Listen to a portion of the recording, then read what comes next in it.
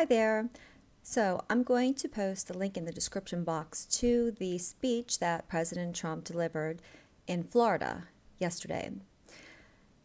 I listened to that and there were so many things that were occurring to me. I guess ultimately we have the right guy in office. And I try not to give too much credit because I'm trying to be very realistic about what's going on. And I do see flaws. Obviously, there are always going to be flaws because he's human. But that's the thing. He's human.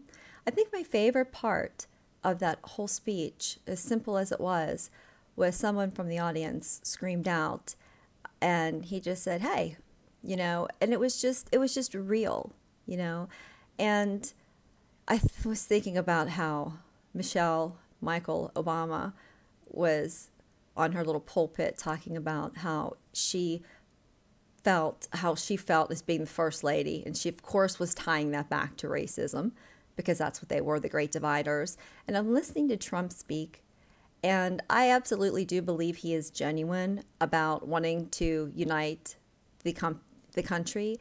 He's just not willing to do it at the concession of bowing down to politics that divide America in ways of race and conceding to the big agenda, that's been going on.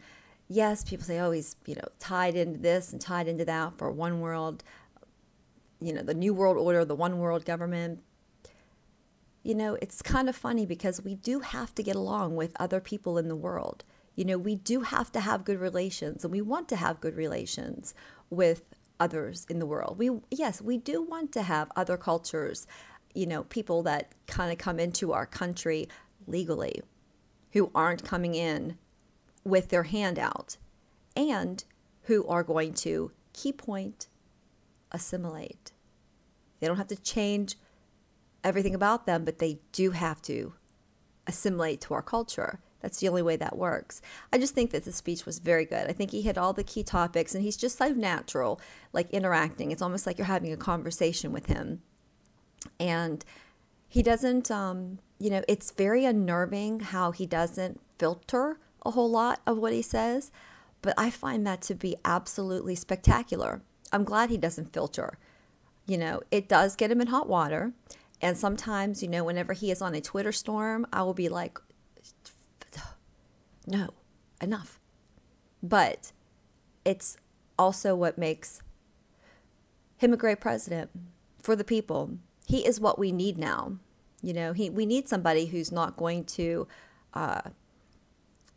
filter things to a point of weakness. I don't know. I was thinking a lot of kind of far-fetched things, but one of which was that hopefully I'm thinking maybe, by having a man and President Trump is a man's man, by having a man with an alpha male in office, that might help, kind of curtail some of the new culture of what seems to be all these, beta males coming up that are just walking on eggshells, don't know how to act. They're just very insecure in their position of maleness. And I think Trump does it respectfully. I do. It's taken me like a year, because I didn't trust him going in. Really, I voted for him, of course, but I didn't, and not that I would say that I fully trust him now, but it takes time to build trust. And, understanding of that, I really wouldn't obviously have any idea of why he would make certain decisions that he makes. I do think that there's still really little regard to a difference between Republicans and Democrats in terms of Congress and just, who's patting who on the back. I mean, there are differences, but when it comes down to it, it's not, look, McCain, case in point. I just love, though, how he called out about that dossier. It's like they can't fluster him. You would, like, a lot of people would think that that would be like, they wouldn't want to bring that up, you know. But he is so natural. And you know why? I think it's because he doesn't have anything to hide. I think that's why.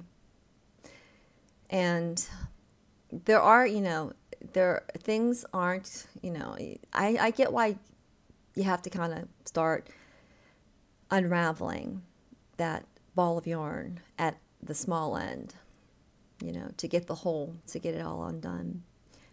So Hillary walks around, Podesta walks around, Huma walks around, Mills walks around, Lynch walks around, Obama walks around, they all walk around.